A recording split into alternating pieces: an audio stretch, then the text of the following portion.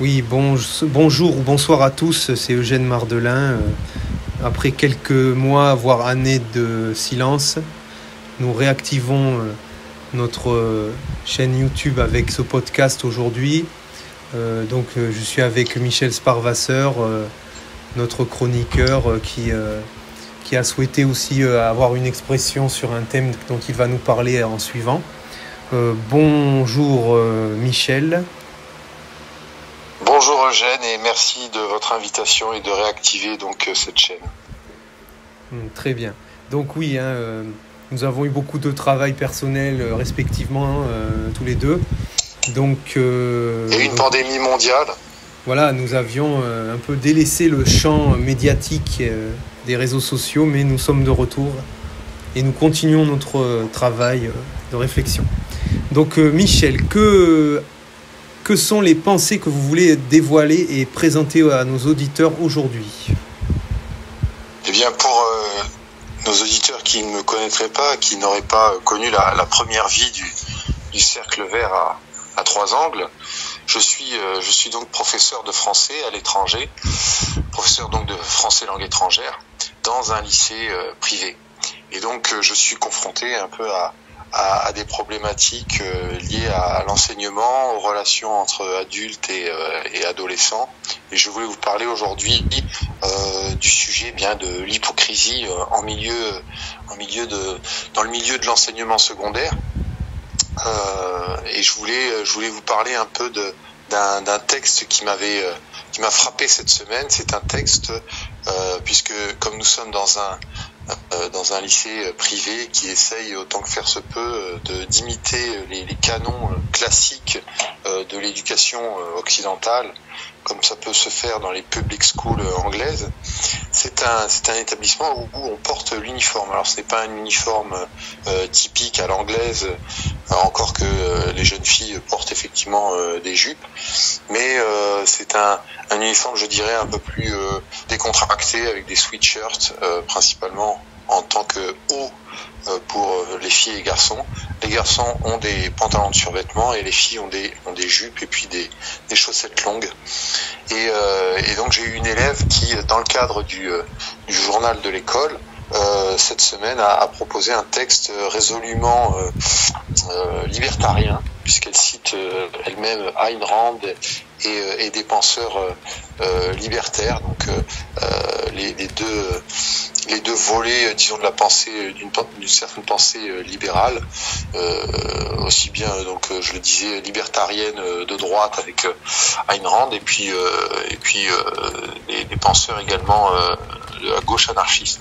Donc, effectivement, il y a une recherche dans l'adolescence, bien de l'affirmation d'identité, et le vêtement est vécu comme un lieu privilégié de l'affirmation de l'individu. Et c'est vrai que c'est quelque chose qui, je dirais, est dans l'air du temps. C'est-à-dire que depuis une quarantaine, voire une cinquantaine d'années, ce tournant libéral qu'a vécu le monde nous a mis en tête qu'effectivement il fallait à tout prix que l'individu puisse s'exprimer, et en premier lieu par son vêtement, par son affirmation extérieure, son affirmation physique. Et on a par là même un peu oublié la vertu que pouvait avoir l'uniforme, de gommer les différences sociales, de gommer une certaine vulgarité, une certaine exposition, et de permettre effectivement une certaine décence, une certaine sobriété qui permet de se concentrer non pas, et bien sûr, les particularismes individuels, mais sur le fond de ce que les jeunes gens et les jeunes filles peuvent apprendre à l'école. Donc c'est vrai que ma première réaction a été de me poser la question, est-ce qu'on doit essayer d'aller vers plus d'uniformité, de revenir à cette uniformité, à revenir à la valorisation de l'uniforme, ou est-ce que effectivement il faut permettre que au prix de l'affirmation individuelle, qui ne se fait pas dans tous les cas, c'est-à-dire que pour certains qui vont vouloir affirmer un particularisme, il y en aura aussi qui ne vont pas trouver ça utile utiles, congruents, et qui vont peut-être se sentir délaissés et des inégalités vont pouvoir apparaître. Donc ça, c'était ma première idée sur l'opportunité de maintenir un uniforme, de pas percevoir l'uniforme comme quelque chose qui est vraiment indispensable à l'affirmation individuelle, mais qui permet de se concentrer sur des objectifs et sur des enjeux intellectuels, moraux plus importants, plus intéressants que la simple affirmation individuelle, je dirais peut-être purement symbolique, puisque on a un proverbe qui dit bien l'habit ne fait pas le moine. Je pense qu'il y a vraiment ce fétichisme de l'objet, ce fétichisme de la marchandise et du vêtement qui pourrait permettre d'affirmer une identité. Et je pense que c'est vraiment seulement très partiellement vrai. Et je pense qu'il y a c'est sur cette illusion que surfent un peu, je pense, les grandes marques de vêtements aujourd'hui pour écouler de la marchandise, cette verve de la jeunesse, voilà, est de nature à peut-être à tromper une partie de la jeunesse. Et je pense qu'il y a là-dedans vraiment une notion. Mon idée, c'est vraiment cette hypocrisie, c'est-à-dire qu'il y a vraiment cette illusion dans la jeunesse qu'on va s'affirmer par ce genre de symboles superficiels. Et on va beaucoup parler de girl power, d'empowerment, de prise de pouvoir, de prise de conscience, notamment au niveau des femmes. On voit que c'est là avec la résurgence d'un certain féminisme ces dernières années, on voit tout ce féminisme très agressif, très vindicatif, très dogmatique, qui fétichise un peu aussi une certaine apparence, qui va brandir l'idée d'un vêtement et d'une affirmation toujours très sexualisée et très sexy pour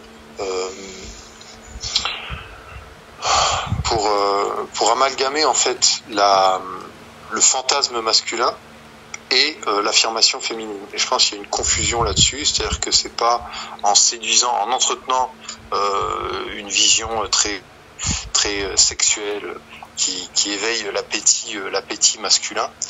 C'est pas en éveillant ça que la femme s'affirme en tant que sujet intellectuel digne de respect. Je pense que c'est une manière de...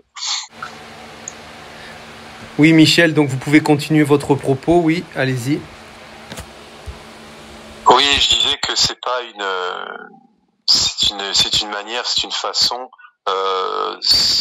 en revenir à la séduction pour entrer dans un dialogue ou dans un rapport de force féministe, pour imposer une vision féministe. Je pense que en recourir à l'appât sexuel, les attributs sexuels féminins sont pas de nature à élever le débat et à faire prendre conscience en fait à ce qu'il y ait une prise de conscience sincère de la part des hommes, du patriarcat, que les femmes ont des droits à défendre. Je pense qu'on doit vraiment s'efforcer de rester sur le terrain intellectuel, le terrain des idées, et ne pas jouer sur la carte du côté aguicheur, du côté séducteur. Et je pense que ça participe effectivement à cette confusion, à ce mélange des genres qui participe à cette hypocrisie généralisée. Une hypocrisie qui est, je pense, particulièrement ancrée donc dans le monde de l'éducation, à l'initiative des professeurs, puisqu'il y a effectivement une hégémonie intellectuelle d'une certaine forme de gauchisme, notamment dans le domaine des sciences humaines. Et je pense que en réalité, les grandes valeurs sociales, émancipatrices, qui sont portées par cette mouvance de profs de sciences humaines gauchistes, masquent en fait des comportements parfois petits bourgeois et qui a effectivement il n'y a pas une ambition intellectuelle, morale, sociale derrière ça, mais il y a des intérêts qui sont juste d'élévation sociale, petit bourgeois, et c'est une hypocrisie qui peut prêter à confusion. Donc, je pense qu'il faut se méfier effectivement de ce symbole-là, de ce double discours qui peut exister, parce qu'à la fois on a des comportements de profs qui peuvent être très cyniques, très froids, dans la dérision, dans une certaine forme de je le disais, de logique, de morale petite bourgeoise, qui n'est pas de nature en fait à élever la jeunesse, à tirer la jeunesse vers le haut, mais à la maintenir dans une espèce de médiocrité cynique.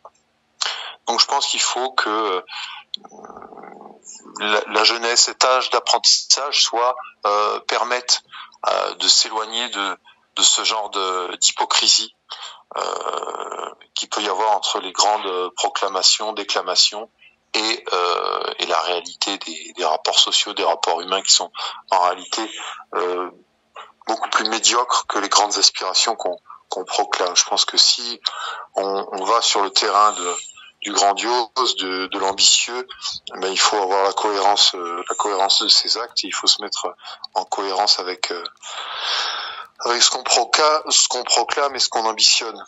Et je pense que c'est difficile, mais ça en vaut la peine.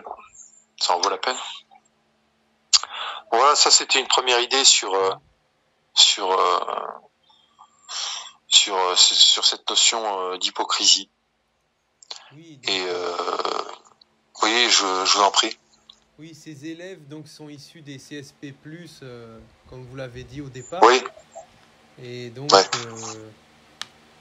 Comment moralement ils sont, comment ils évoluent depuis quelques années que vous les fréquentez Est-ce que ils sont tiraillés entre les valeurs humanistes et des droits de l'homme et les valeurs de justice et leurs tendances égoïstes ou pas? Je dirais que pour parler du pays où j'interviens, la Turquie, il y a effectivement toute une tradition kémaliste qui est, comme vous l'avez dit, libérale, démocrate, laïque, je dirais même social-démocrate. Il y a vraiment, et puis il y a une idée nationaliste qui est bienveillante, qui est complètement différente de ce qu'on peut connaître en termes de nationalisme en France. Le nationalisme, c'est un nationalisme, je dirais, à l'ancienne, en tout cas un nationalisme qui est ouvert vers l'étranger qui vient en Turquie, même si effectivement on est dans un système économique protectionniste. Donc il y a effectivement tout cet aspect vertueux, cette idéologie fondamentale qui est à la base de la société, mais effectivement il y a des comportements individualistes qui sont à rapprocher de ce qu'on connaît dans la mondialisation libérale, néolibérale actuelle. Donc des comportements, oui, avec ce qu'on peut voir dans les films américains de brute épaisse, de rapports de force entre les jeunes. Oui, de rapport de force, rapport symbolique, importance de la mode, importance du statut social, importance des relations, importance de la popularité, et puis je dirais du tableau de chasse sexuel.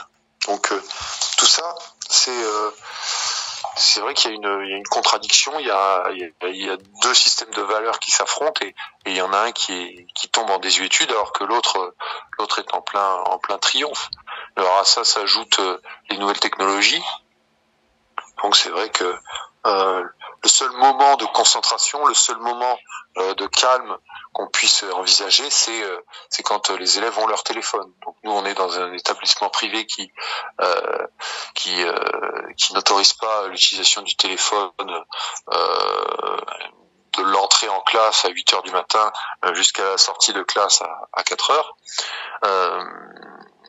Et c'est vrai que les moments de concentration, c'est difficile d'en avoir en dehors de ce qui se passe avant 8 heures et de ce qui se passe après 4 heures, puisque c'est au moment où ils sont dans leur téléphone que les élèves ont une capacité de concentration, de silence, d'introspection. Donc ça, c'est aussi et puis c'est pas pour des contenus intellectuels ou de recherche intellectuelle ou morale ou collective, hein. C'est vraiment l'utilisation des réseaux sociaux et puis des vidéos de chat, quoi. Donc il y a vraiment oui, je dirais une dégradation voilà, une dégradation du comportement, même s'il y a aussi une grande joie de vivre chez eux. Voilà. Est-ce que l'école, selon vous, Monsieur von Sparwasser, est-elle un reflet de la société et l'école peut-elle être l'épicentre d'un renouveau spirituel ou social de notre monde? Et si oui, comment? J'aimerais vraiment y croire, j'aimerais vraiment le penser, et c'est vrai que c'est en partie avec cette ambition, ce rêve-là, qu'on se lève le matin, quoi. C'est pour former des citoyens, des gens curieux, des gens ouverts d'esprit, des gens vertueux. Et c'est vrai qu'il y a toujours ça, si on fait la comparaison entre la France et la Turquie, il y a toujours cette idéologie républicaine, kémaliste qui reste importante.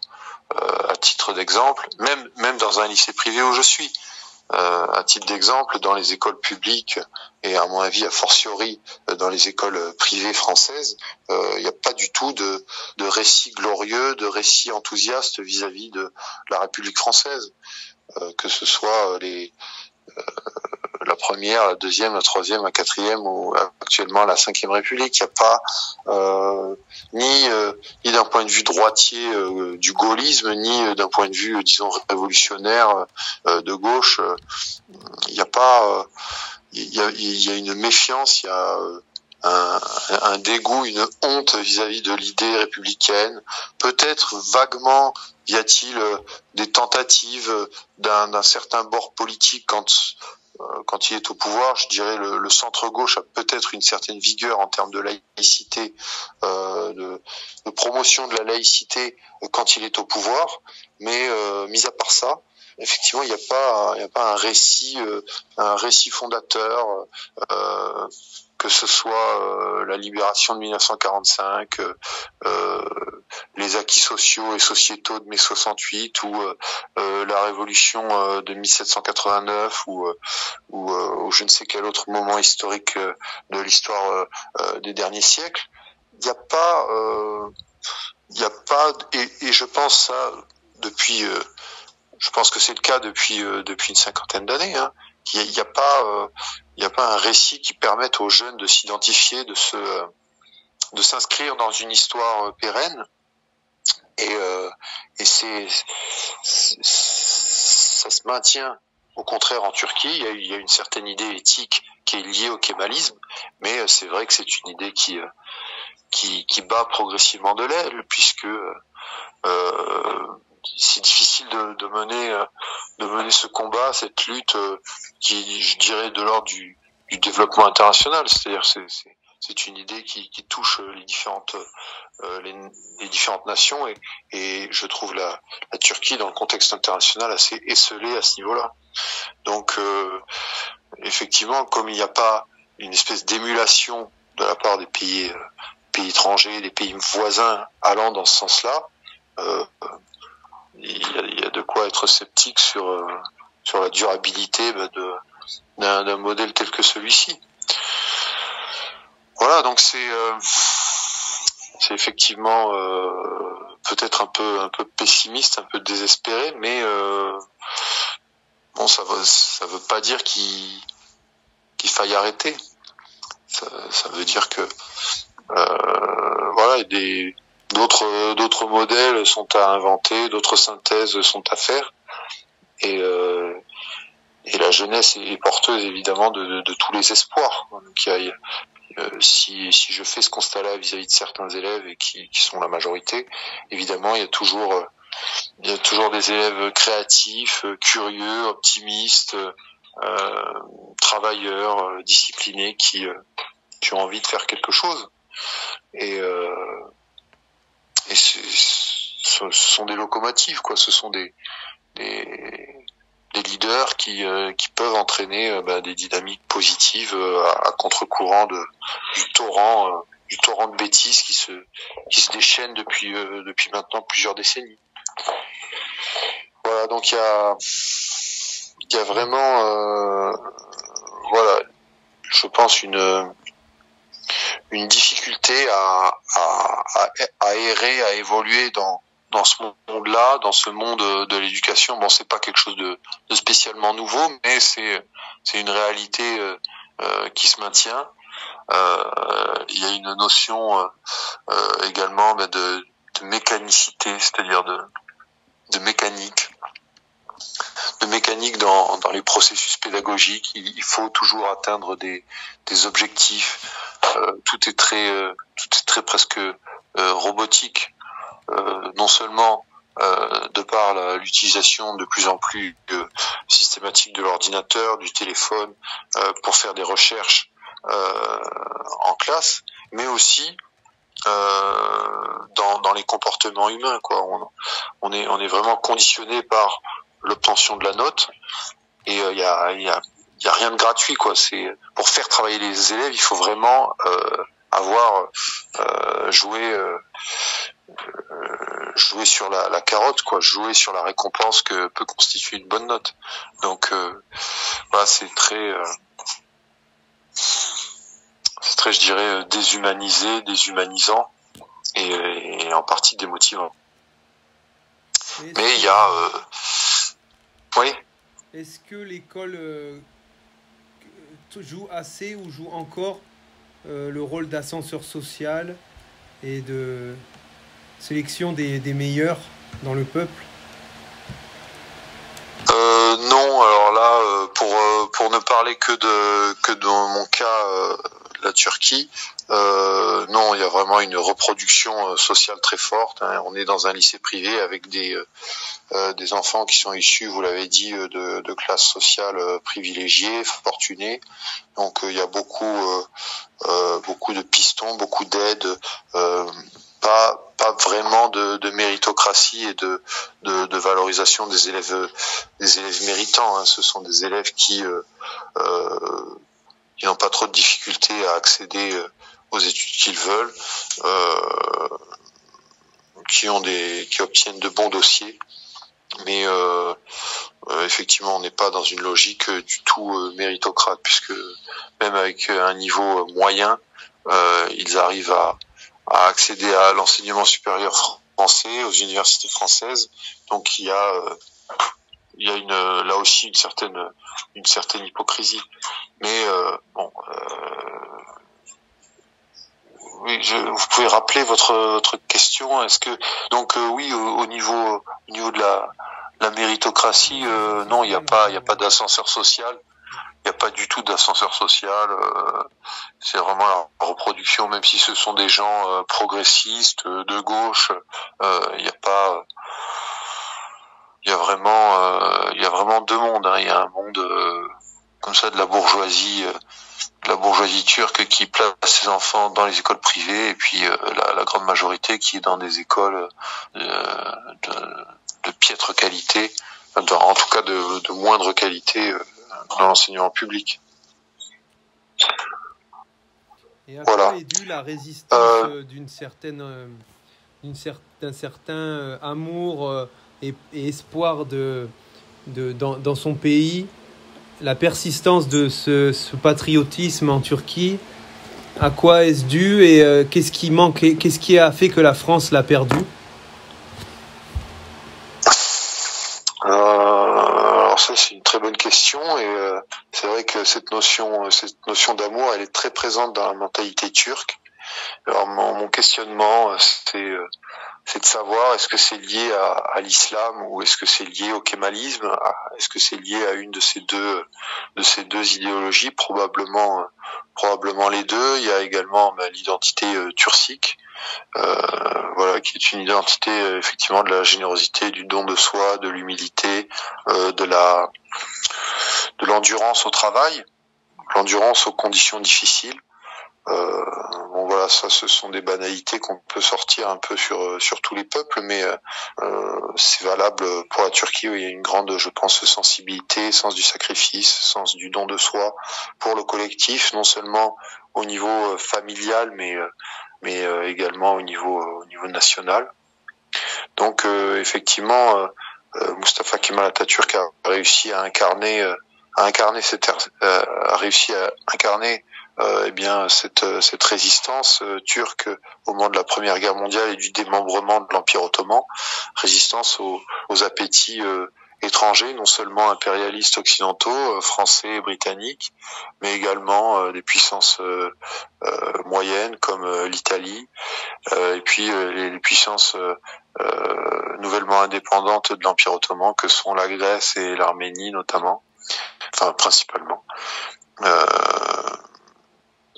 Oui, il y a toujours cette vigueur, cette synthèse qui existe et qui transcende, je dirais, les différents courants de la société. Oui, il y a vraiment cette notion de sensibilité, d'amour, d'hospitalité, de refus du racisme. J'en parlais encore aujourd'hui avec un chauffeur de taxi. Il y a vraiment une hospitalité réelle pour les étrangers qui arrivent en Turquie, qu'ils soient juste de passage en tant que touristes ou en tant qu'expatriés, même immigrés.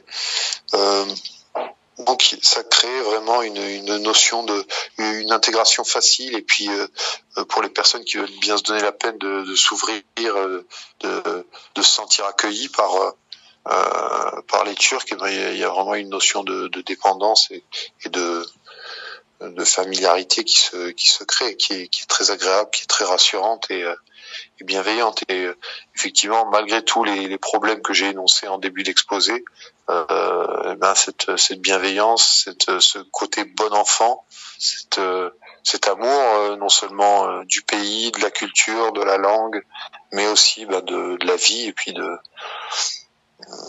ce que l'étranger, de ce que l'ailleurs peut apporter. Voilà, ça rend le pays, oui, je dirais durable. Ça fait que le pays a un avenir, ça fait que le pays peut se projeter.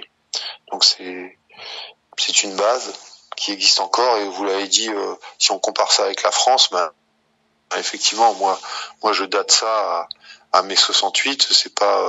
C'est pas un discours réactionnaire. Je pense que vraiment il faut prendre tout ce qu'il y a à prendre en termes d'avantages sociaux, de conquêtes sociales qui ont été obtenues de haute lutte par le monde du travail français, notamment, puisque ça a touché les différents pays, mais pour ne parler que de la France, ça c'est vraiment à garder, à valoriser toutes ces luttes, toutes ces conquêtes.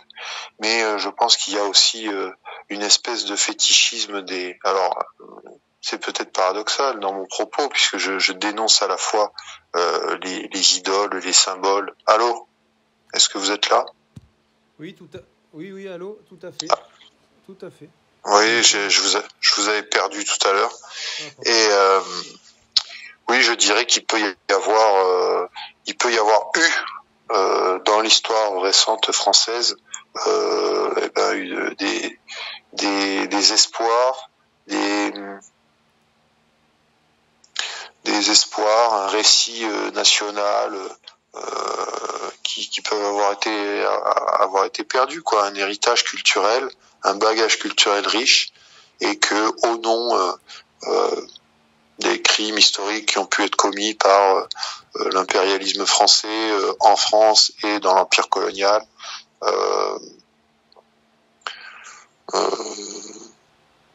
les ravages sociaux de la révolution industrielle, les injustices de l'ancien régime, bon, toutes ces exactions historiques qui ont été commises par les différents régimes politiques en France, et bien tout cela, malgré tout, ça n'enlève pas le beau patrimoine, le bel héritage historique français. La langue que nous parlons, si nous pouvons avoir cette discussion aujourd'hui, c'est parce que c'est le fruit d'un mûrissement historique, et il faut pas le dénigrer à tout prix. Il faut pas se sentir victime ou oppresseur parce que on est les héritiers de cette histoire-là. On peut à la fois porter la culpabilité de nos aïeux, de nos ancêtres, l'assumer, et essayer de rectifier le tir, de corriger les erreurs qui ont été faites, mais essayer de garder ce qu'il peut y avoir de bon pour ne pas tout fonder à nouveau sur rien, quoi. C'est au moins à minima notre mémoire qui nous permet d'envisager l'avenir, de créer un avenir, d'imaginer des nouvelles perspectives. Et je pense que voilà, c'est bien. À la fois, je ne nie pas l'idée de faire du passé table rase, mais je pense qu'il faut aussi être capable de garder ce qui peut l'être. Et puis, il faut garder certains passés. Comment ? Oui, je pense que c'est nécessaire. Voilà, je pense qu'il y a un patrimoine, il y a des choses à garder. Et je pense que à cet égard, c'est facile de taper sur l'Union soviétique, et ça va pas être mon propos maintenant, mais je pense qu'il y a eu effectivement un passé qui a été rasé, des choses qui ont été oubliées, des choses qui ont été perdues, et ça a été une perte en partie pour l'expérience soviétique. Donc effectivement, cette notion d'âme, la notion d'âme, d'esprit, c'est quelque chose qui, dans le kémalisme, n'a pas disparu. Il y a eu bien une révolution, une modernisation qui a été faite grâce au kémalisme, mais on n'est pas tombé dans un athéisme brutal comme en Union soviétique. Et effectivement, il y a eu une compréhension intelligente de l'islam qui a permis à une certaine spiritualité de se maintenir.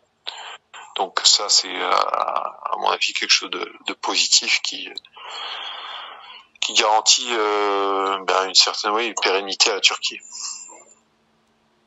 D'accord, merci Michel pour votre description et votre analyse qui, je crois, aura enrichi la réflexion des auditeurs.